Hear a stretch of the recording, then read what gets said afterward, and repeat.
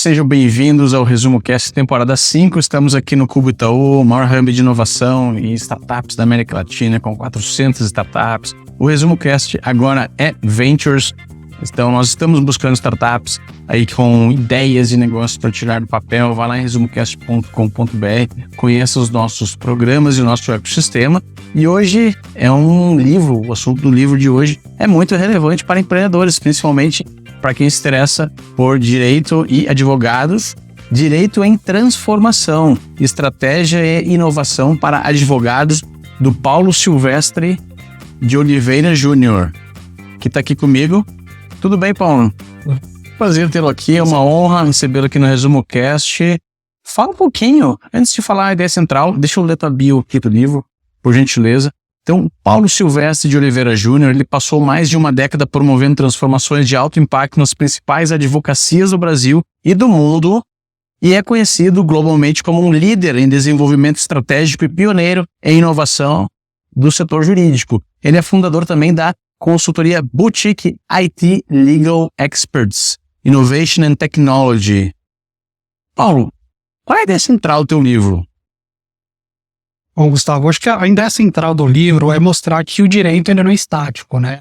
O direito ele vem passando por profundas transformações, em especial ao longo dos últimos anos.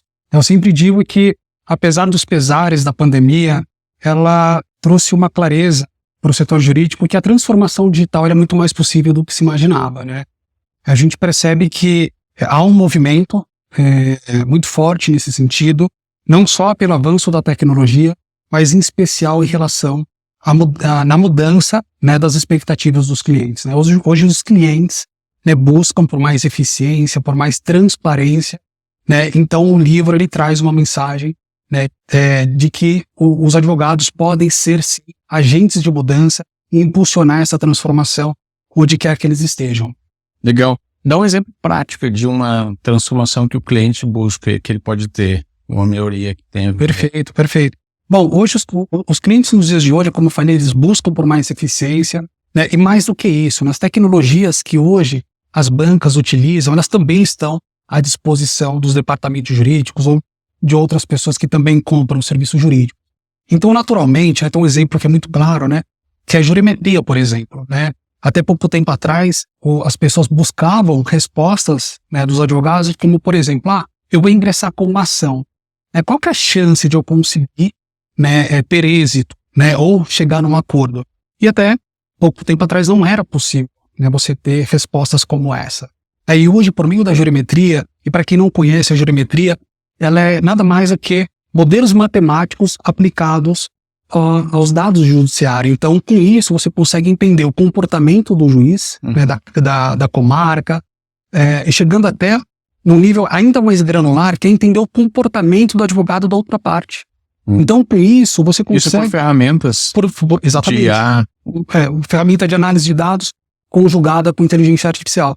Então, com isso, você consegue dar uma resposta para o seu cliente. Você consegue, ainda que não uma resposta assertiva, mas você dá com base em estatística. Então você consegue dar uma probabilidade com dados no judiciário. Então, ferramentas como essa, ela te apoia na tomada de decisão, né? Eu acho que cada vez mais o mundo ele vai caminhar por uma abordagem cada vez mais orientada a dados. Mas não só isso, né? A gente percebe que existem outras necessidades.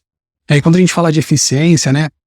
O trabalho do advogado, muitas vezes conhecido por ser moroso, né, por demorar, ter um alto tempo de resposta.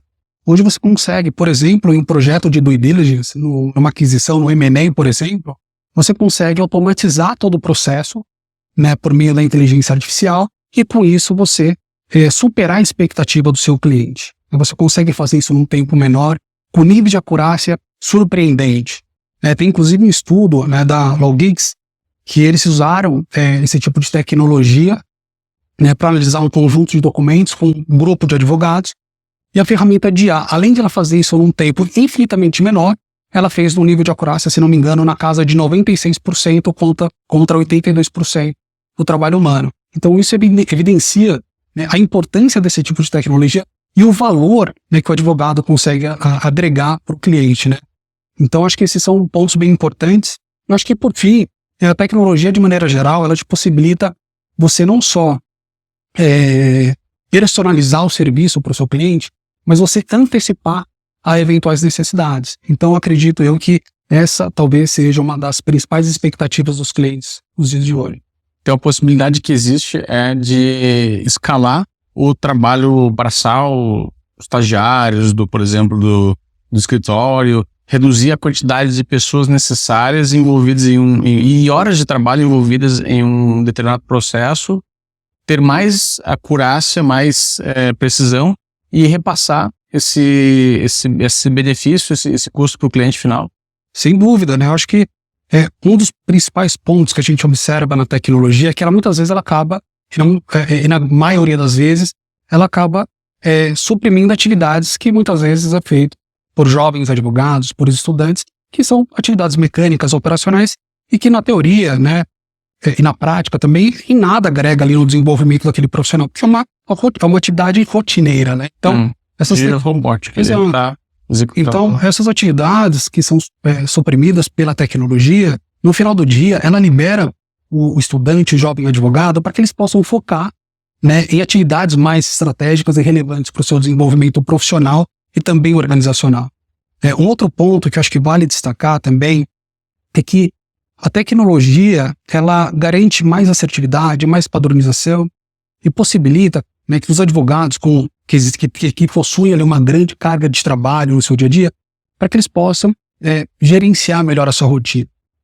E claro que com isso ali surgem alguns desafios, né, como, por exemplo, a precificação dos serviços jurídicos, né? Muitas vezes baseado em horas, né, a gente percebe que a tecnologia traz alguns desafios, né? Como, por exemplo, como que você faz para refletir exatamente o valor de um trabalho desenvolvido por um advogado quando você tem ali parte da atividade ou um grande protagonismo da tecnologia. Então isso traz alguns desafios para a advocacia, né? Então mostra o quão importante é você ter um valor agregado, né, que você possa oferecer para o cliente, porque eu acredito que nos próximos 2, 3 anos a gente vai ter uma inversão, né? A gente vai precisar mostrar como que de fato nós estamos adicionando valor na realidade do cliente, né? Como que eu posso maximizar a experiência do meu cliente a partir do uso dessas tecnologias. E você é head de um escritório considerável aqui em São Paulo hoje? Sim, hoje eu sou head de inovação do Machado Meyer Advogados.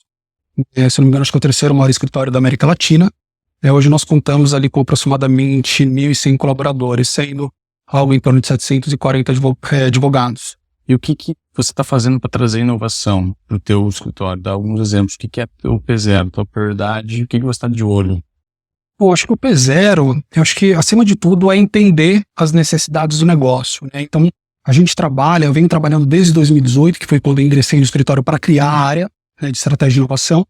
A gente vem trabalhando para entender mais sobre as necessidades e desafios que o escritório enfrenta, e a partir disso a gente conseguir impulsionar essa automação, ou seja, automatizar tanto quanto for possível. Começa automatizando tudo que é possível. Tudo aquilo que é possível, para que de fato a gente possa liberar os advogados para que eles possam focar naquilo que é estratégico, né? Poder focar mais ali, dedicar o seu tempo, né, nos clientes, né? Conseguir de fato ali desenvolver estratégias de aproximação, né? Conseguir oferecer soluções para os clientes que muitas vezes eles sequer imaginavam que precisavam.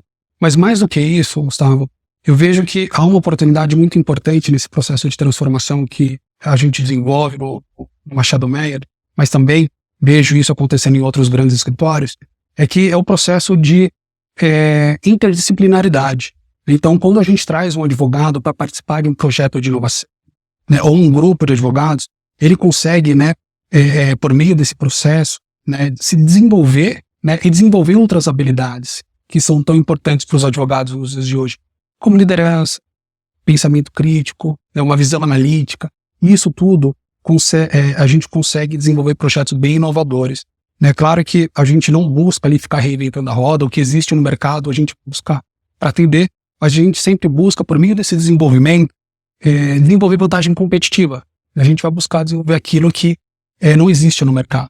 É claro que a gente tem novas ferramentas. Isso, novas ferramentas. E vocês têm um departamento de desenvolvedores de TI? A gente tem uma área de tecnologia. Hoje a gente faz o desenvolvimento com parceiros, né? mas a gente consegue, por meio desses parceiros, desenvolver uma série de produtos, né? Então, por exemplo, né, a gente tem um produto que a gente desenvolveu mais recentemente, que a gente monitora os beneficiários da Previdência Social. Para quem trabalha com isso, sabe o quão difícil é você fazer o acompanhamento, né, da entrada de beneficiário de uma grande organização. E a gente entendeu que aquilo era um processo que tinha potencial de ser automatizado. Então a gente pegou, analisou todo o contexto, trouxe um time de especialistas. Então, quando eu falo time de especialistas, a gente trouxe os advogados que conhecem ali com profundidade aquela operação, e juntos a gente desenvolveu um produto onde a gente automatizou a rotina 100%.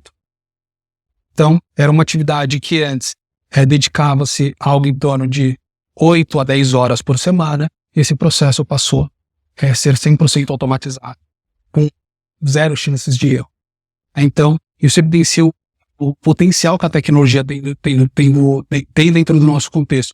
Claro que assim, existem várias outras iniciativas, né? A cada ano, só para você ter uma ideia, a gente desenvolve uma sessão de design thinking dentro do escritório, e a gente faz isso com as 25 áreas do escritório, com o objetivo de identificar essas oportunidades. Então, à medida que o tempo vai passando, a gente vai coletando. Claro que nem sempre dá para fazer tudo, e quase sempre a gente não faz tudo, mas a gente consegue, por meio do nosso funil de inovação, a gente priorizar aquelas ideias que trazem um maior impacto, não só na nossa realidade, mas também na realidade do cliente. Legal. E como é que o judiciário enxerga a utilização dessas ferramentas, em termos assim, de um juiz saber que o advogado usou um machine learning ou uma análise de dados para avaliar alguma probabilidade ou coletar alguma informação? Tem alguma histórico ou jurisprudência disso? Como é que funciona? Olha, o judiciário de maneira brasileira, ele também vem se transformando bastante. Ele vem se atualizando. Você já vem se atualizando de algum tempo. Tem o próprio PJE, que é um sistema da esfera trabalhista, que foi um dos pioneiros, né, dentro do judiciário brasileiro. Mas eu diria para você que a gente vê um grande movimento ao longo dos últimos 3 anos, de fato. Então, há uma aceitação bastante significativa. Então, existem algumas inovações, como, por exemplo, o legal design, que nada mais é do que a aplicação de conceitos de design na elaboração de uma peça jurídica. Visual law? Visual law, exato. Então você traz alguns adereços ali na construção da peça, como um fluxograma, né, infográficos, que dá mais clareza para o tomador de decisão. Imagina só, o advogado, o juiz, ele tem ali 90, 100 páginas para ler.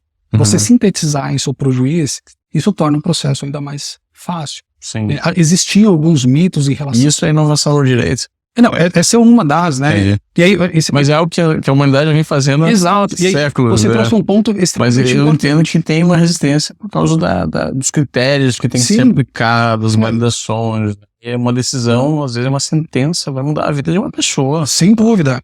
Isso é um ponto que você trouxe que ele é fundamental. Eu entrei dentro do direito em 2010. Né?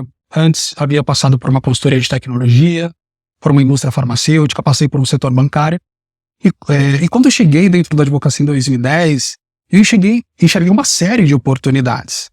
Como você falou do design, né? O pessoal traz um nome bonito, visual law, legal design. O design sempre existiu, né? Ou existe há algumas décadas, assim como tantas outras tecnologias que a gente vê nos dias de hoje.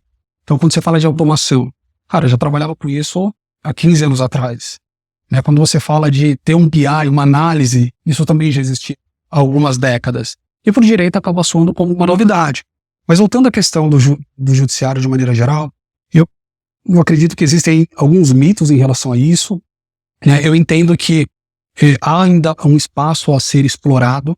Né? Você vê a própria o STF utilizando o Victor, que é uma ferramenta de IA que ajuda ali na separação de processo, na classificação. Tem o Victor IA, que é uma outra solução também que ajuda a impulsionar a eficiência dentro do judiciário, o que é extremamente necessário, né? A gente tem, talvez, o maior em números de processos, o Brasil é o primeiro. Né? Não só em número de processos, exato. Exato. No mundo? No mundo, né? E também em quantidade de advogados. Entendi. Nós somos o primeiro país em número de advogados. Também. E também em universidades que lecionam direito. Então, há sim um espaço, acho que o judiciário ele vem aderindo a essas tecnologias de maneira gradual e vendo isso com bastante bons olhos. Legal. E o que você tem a dizer sobre blockchain? E criptomoedas, criptoativos, NFTs, como é que está esse contexto aí da legalidade? Olha, perfeito. Bom, esses ativos digitais, né, o smart contracts, blockchain, ele já é uma realidade, né, em outros setores. A gente já vê o setor financeiro trabalhando exaustivamente com esses tipos de tecnologia, mas eu entendo que o direito ainda pouco explora essas oportunidades. Quando eu falei no início da minha fala sobre as oportunidades que a tecnologia traz, é sobre isso que eu estou falando. Fato é que poucos são os profissionais que entendem exatamente como essas tecnologias impactam na realidade do cliente. Quando a gente fala de blockchain, quando a gente fala de smart contracts, que a gente vê que o setor imobiliário no Brasil ele vem explorando essa tecnologia exaustivamente. Como?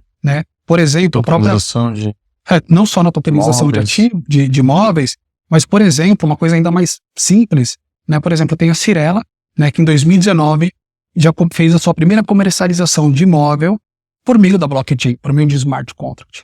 E isso trouxe uma eficiência absurda. Se eu não me engano, reduziu em quase 90% o tempo que levaria um processo dentro de um cartório. Então isso evidencia o quão importante essas tecnologias. Quando você fala de NFT, existem vários aspectos dentro do direito que precisam ser explorados. Quando você olha pela perspectiva de propriedade intelectual. Existem profissionais especialistas em propriedade intelectual, mas o quanto eles sabem efetivamente do que é um ativo digital. Então existe essa oportunidade, como eu falei, no país onde a gente tem a maior população de advogados, certamente não faltará oportunidades, exceto para aqueles desavisados, que não é o caso aqui dos nossos espectadores, mas tem muitas oportunidades de fato. Eu acho que... Então a oportunidade aí é o advogado se educar, se instruir, adquirir conhecimento naquela tecnologia nova que está surgindo, seja tokenização, blockchain, inteligência artificial, e aplicar no seu contexto. Exato. E assim, veja, aplicando no seu contexto, mas levando em consideração o quanto dessa tecnologia impacta na realidade do cliente dele. Quanto resolve um problema real. Exato, porque assim, eu não acredito que o advogado ele tem que se tornar um especialista. Muito pelo contrário, eu acho que ele tem que entender como essas tecnologias, a intersecção entre a tecnologia e a realidade do cliente. Isso é importante. E hoje já há uma carência muito grande quando uma empresa vai implementar uma determinada tecnologia e identificar profissionais que têm ali potencial e ajudá-los nessa implementação. Para discutir aspectos regulatórios. Então, de fato, a gente tem aqui um momento bastante promissor, não só para o uso da tecnologia, mas principalmente para explorar essas oportunidades que, ao meu ver, ainda estão inexploradas. Legal. E você, por estar em um escritório de grande porte, existem outros escritórios de advogados que eles não tinham até então uma certa competitividade com os maiores players. Tem um capítulo aqui que é por onde começar. Para esse pessoal que está nos assistindo aí e quer entender como é que deixa o seu escritório mais competitivo, os advogados empreendedores, fala um pouquinho para eles. Maravilha. Bom, como eu falei, a gente está diante de oportunidades incríveis, E muitas pessoas de fato me perguntam, falam, tá bom, Paulo, mas por onde eu começo? Eu acho que o primeiro ponto é entender a sua realidade atual. Eu acho que, e digo isso porque por muito tempo eu vi um efeito manada. Um escritório adquiria uma determinada tecnologia, outro escritório ia e também adquiria também a mesma Geralmente assim, tem uma top lá que todo mundo passa. E aí, fato é que assim, o que se aplica dentro de um contexto, certamente não aplicará num contexto diferente, são realidades diferentes. E aí, isso tem sim um impacto, muitas vezes, da cultura organizacional, falta de apoio da liderança. Então, existe, ao meu ver, 4 processos que o empreendedor, independente do seu tamanho, que ele precisa levar em consideração. O primeiro deles é se preparar. Dentro do livro, eu trago um framework que eu desenvolvi ao longo desse tempo dentro da advocacia. O primeiro deles é pessoas. O quanto eu estou preparado para lidar com esses desafios dentro do meu contexto, dentro da realidade da minha organização e dos clientes no qual eu atendo. Existe uma série de habilidades e competências que os advogados precisam desenvolver. O direito por si só ele sempre foi muito técnico, em toda a sua jornada de desenvolvimento. Você começa a sua graduação, numa especialização, você sai do direito, você segue uma especialização. Então, o direito, a formação em si, ela deixou algumas lacunas. E hoje é necessário que o advogado consiga desenvolver algumas habilidades para que ele possa se manter relevante. Então, o pilar pessoas é sobre isso. É como que eu faço para me preparar e preparar meu time para lidar com essas transformações. São soft skills? São soft skills, exato. Fala alguns, comunicação. Comunicação, liderança, visão analítica, pensamento crítico, e tem empatia. E tem uma outra que é muito pouco explorada aqui no Brasil, mas fora, eu estive em outubro aí, visitei 3 escritórios de fora. Foi uma coisa quase que unânime, né, lá fora, a gestão de projetos. Então, lá fora, os advogados estão se preparando para gerir projetos, né? Então, essa já é uma realidade. Por que isso está acontecendo? Porque o modelo de precificação ele vai mudar, né? E por que não tratar um caso jurídico como um projeto, como ele é de fato? Né? Então, você consegue aplicar toda a metodologia de gestão de projeto, inclusive usar, muitas vezes, a metodologia ágil. Então, essa é uma competência importante e fica aqui a dica para aquele advogado empreendedor que quer se desenvolver. Gestão de projetos certamente é uma habilidade muito requerida e será ainda mais. Fato é que no Brasil a gente acaba muitas vezes correndo atrás do relógio, né? A gente está sempre ali atrás. Enquanto lá fora eu percebo que é uma visão muito mais pragmática e de longo prazo, né? Eles prezam muito pela consistência, né? E aí, o segundo pilar é sobre processos. Como que eu faço para melhorar aquilo que eu faço? Como que eu faço para trazer tecnologia para entregar uma excelência operacional? Mas eu não estou falando de trazer tecnologia pela tecnologia em si. Eu estou falando de você olhar para a atividade, para aquilo que você faz e identificar oportunidades. Entender o que, quando, onde, o que cada uma dessas coisas acontece para que você possa efetivamente trazer eficiência. Porque se você for falar em automação, a gente vai falar, você automatizar um processo que não está muito bem estruturado, você está automatizando o caos. Sim. Né? Então, esse pilar de processos, ele visa maximizar a percepção de valor, ao mesmo tempo que você consegue ser mais eficiente, mais rentável e ainda mais competitivo. Né? O terceiro pilar é relacionado a mercado. Então, como que eu faço para maximizar a percepção de valor do meu cliente, fortalecer a minha marca por meio dos meus produtos e serviços? Como que eu faço para eu desenvolver uma estratégia de retenção ou eventualmente de expansão para explorar um pouco mais a sua carteira? Como que eu faço para maximizar o resultado para o meu cliente? Como que eu faço para melhorar a experiência do meu cliente? Então existem ali alguns critérios que precisam ser avaliados e por fim tem o aspecto financeiro, né? Onde você busca por meio de alguns processos maximizar a sua receita financeira, aumentar a sua rentabilidade, otimizar a sua estrutura de custos. Então estou falando não só de pessoas, mas de tecnologia, né? E financeiro também. Como que eu faço para ter uma melhor gestão financeira, né? Para que eu possa, enfim, aumentar o valor para a sociedade ou pro escritório de advocacia. Então, observe que a gente falou sobre pessoas, processos, mercado e financeiro. Essa é a ordem. Não daria para você utilizar processos sem que você tivesse pessoas primeiro. Né? E eu sempre digo que, independente de qual vai ser o futuro do direito, ele será mais sobre pessoas e menos sobre tecnologia. Porque a tecnologia, a gente está chegando num ponto que ela tá virando uma commodity. Eu não posso dizer, quando você falou de competitividade, que o meu concorrente ele tem ou não as mesmas tecnologias. Possivelmente ele tem algumas similares ou talvez até as mesmas tecnologias. E nesse momento que a gente está vivendo, a gente muda a estratégia, né, no sentido de que ter a posse em si já não faz tanto sentido. O que faz sentido é o quão eu consigo ser estratégico ao ponto de eu conseguir maximizar o resultado que aquela tecnologia traz para o meu negócio. Então, assim, eu acredito que a advocacia está amadurecendo nesse sentido para que ela, de fato, consiga redefinir as estratégias, se assim eu posso dizer, tendo um olhar muito mais estratégico para o negócio em si. E você tem visto, acompanhado os movimentos de fora do Brasil também? O que você tem visto aí de mais interessante acontecendo no direito? Olha, de maneira geral, uma das coisas que Fora do país que me chamou bastante atenção, embora não fosse uma novidade, mas dentro de mim reforçou aquele pensamento que eu sempre tive. O primeiro deles é em relação à precificação. Como eu falei, como que você faz para precificar um serviço onde muitas vezes você tem um protagonismo bastante significativo da tecnologia. Essa é uma questão que é importante. Que a gente... Exemplifica isso aí para quem está nos acompanhando.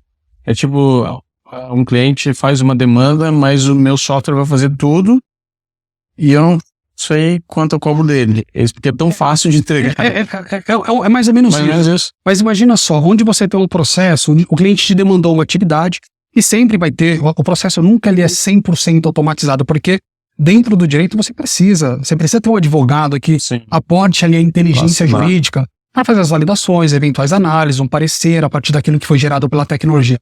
Mas fato é que, até pouco tempo atrás, a gente via, né, um modelo sendo cobrado por horas, ou seja, você me demandou um serviço, eu vou dedicar meu tempo, né, e eu vou te cobrar o tempo que eu dediquei. Fato é que agora, nesse momento, eu tenho a tecnologia fazendo 60%, 70% do trabalho em algumas atividades, não são todas, mas em algumas atividades mais mecânicas operacionais você tem sim um protagonismo da tecnologia. Então, como que você faz para precificar esse tipo de serviço? Né? Então, existe ali, como eu falei, uma mudança na expectativa do cliente. Você pode, eventualmente, aproveitar essa oportunidade do mundo e vender um serviço e aumentar a sua rentabilidade, ou você pode simplesmente fazer com que esse ganho que você teve se reflita na realidade do cliente, cobrando um valor mais acessível. Mas isso é um benefício, porque lá na frente o cliente vai voltar para o então você adquire outro... Você muitas vezes pode ganhar escala. Mas esse é um ponto que é um desafio, em virtude do modelo como a advocacia foi constituída, entende? Então esse de fato é um ponto de bastante reflexão, é um assunto ainda muito pouco explorado aqui no Brasil e que precisa ser dito, né? Porque as pessoas têm um pouco de medo em relação a isso. Acho que o segundo ponto é em relação à plataformização, né? O que eu observo fora do país, né, que há um direcionamento muito claro em relação à plataformização. O que é plataformização? É por meio de uma única plataforma você conseguir oferecer para o seu cliente uma visão holística, né, dos casos no qual estão sendo gerenciados por determinado escritório de advocacia. Imagina só, Gustavo, você de repente é cliente de um grande escritório em diferentes áreas. Possivelmente, hoje, a sua experiência ela vai ser fragmentada, né, porque você vai ter canais diferentes dentro do escritório. Né? E se eventualmente você quiser obter alguma informação no momento em que os advogados não estão disponíveis, você vai ter que esperar. Então a plataformização ela tem como objetivo dar mais autonomia para o cliente para que ele possa ter acesso às informações no momento que ele quiser, né? Oferecer alguns valores agregados, onde você pode, por exemplo, disponibilizar a fatura do cliente da plataforma.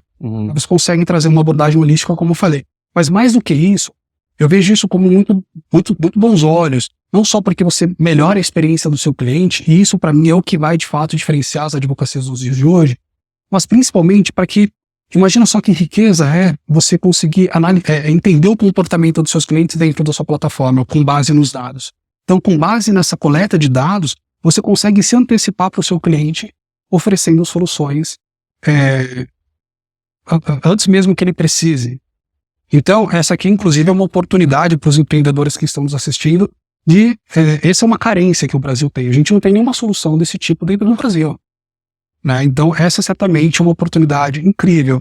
E, por fim, né, tem essa questão que eu falei do gerente de projetos, que lá fora eles chamam de Legal Project Manager. Então, isso, de fato, tem sido uma tendência bastante significativa, que, como eu falei, é muito em virtude desse modelo de precificação. Na mudança no modelo. E Paulo, para quem você escreveu o livro?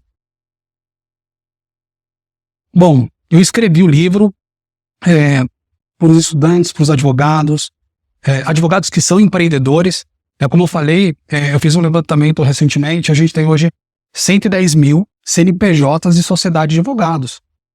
Além, claro, dos advogados autônomos. Que são quase? São algo em torno da casa de 1,3 milhão de advogados.